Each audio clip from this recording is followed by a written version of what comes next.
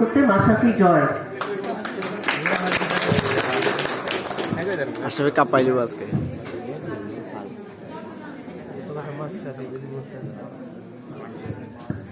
এত মোটিভেশন আজকে অপেক্ষার জীবন নিম অপেক্ষা তেঁতুল তেঁতুল অপেক্ষা টক আর হিমলোক অপেক্ষা বিষাক্ত। ওয়াও মাননীয় মডারেটর, স্বাধীনতার 51 বছর যাবত অপেক্ষা করছি, কিন্তু আইন দ্বারা যখন দুর্নীতি দমন করা সম্ভব হচ্ছে না, তখন আর অপেক্ষার প্রহর নয়, আমরা সচেতনতা, নৈতিক মূল্যবোধ ও দেশপ্রেমের মাধ্যমে দুর্নীতি দমন করব। ধন্যবাদ মাননীয় মডারেটর, আমাকে আজকের বিতর্কের মঞ্চে কিছু বলার সুযোগ প্রদানের জন্য।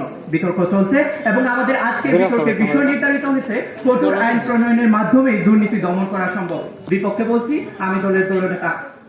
মাননীয় মডারেটর, কিছুদিন পূর্বে আমরা রাস্তায় স্কুল ছাত্রদের নামতে দেখি, তারা গাড়ির লাইসেন্স পর্যবেক্ষণ করে। এক পর্যায়ে দেখা যায় পুলিশের গাড়ি আটক করে তারা লাইসেন্স দেখতে চাইলে পুলিশ তা দেখাতে পারে না, অর্থাৎ তাদের কাছে লাইসেন্স নেই। প্রতিপক্ষ, আপনার আইন রক্ষাকারী বাহিনী যেখানে দুর্নীতিগ্রস্ত, সেখানে আপনারা সেই আইন দ্বারা কিভাবে দুর্নীতি দমন করছেন? মাননীয় মডারেটর, প্রতিপক্ষের কথা শুনে মনে হলো তারা আইনকে মেরুদণ্ডের সঙ্গে তুলনা করছেন, কিন্তু শুধু মেরুদণ্ডের দেখাশোনা করে কি হবে? সচেতনতা নামক হৃৎপিণ্ড, নৈতিক মূল্যবোধ নামক রক্ত সংবহনতন্ত্র এবং দেশপ্রেম নামক মস্তিষ্কের দেখাশোনা না করলে দুর্নীতি নামক দেহটি পাথরের মূর্তির মতোই দাঁড়িয়ে থাকবে, তার কখনো দুর্নীতি মুক্ত হবে না। মাননীয় মডারেটর, আমরা মানছি যে কঠোর আইনের প্রয়োজন আছে, বাংলাদেশে তো অনেক আইন আছে, কিন্তু সেই আইনে তো একটিরও বাস্তবায়ন হচ্ছে না। মাননীয় মডারেটর, প্রতিপক্ষের 3 জন বক্তাই আইনের পক্ষে তাদের মতো করে নানান যুক্তি দেখিয়ে গেলেন। প্রতিপক্ষ, আমরা আইনের প্রয়োজনে তাকে অস্বীকার করছি না, কিন্তু মাননীয় মডারেটর, শুধু আইন দ্বারা যে কোনো সমস্যা সাময়িকের জন্য কমানো গেলেও পুরোপুরি নির্মূল করা সম্ভব নয়। কেন সম্ভব নয় আমি দেখিয়ে যাব।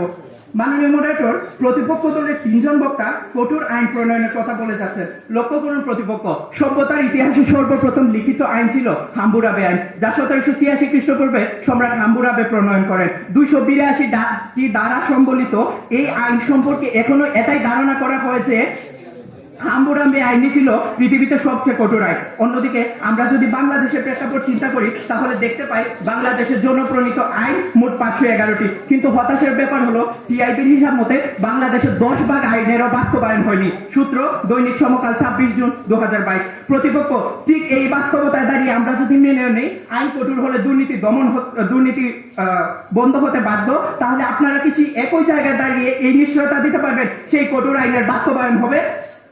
মাননীয় মডারেটর, বক্তব্য শেষ করব, তবে যাওয়ার আগে প্রতিপক্ষের উদ্দেশ্যে কিছু প্রশ্ন রেখে যাব।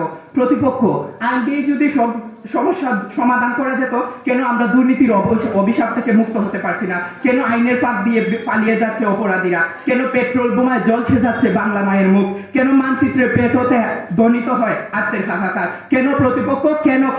আশা করি আমার সকল কেন উত্তর পাবো। ধন্যবাদ মাননীয় মডারেটর, ধন্যবাদ সবাইকে।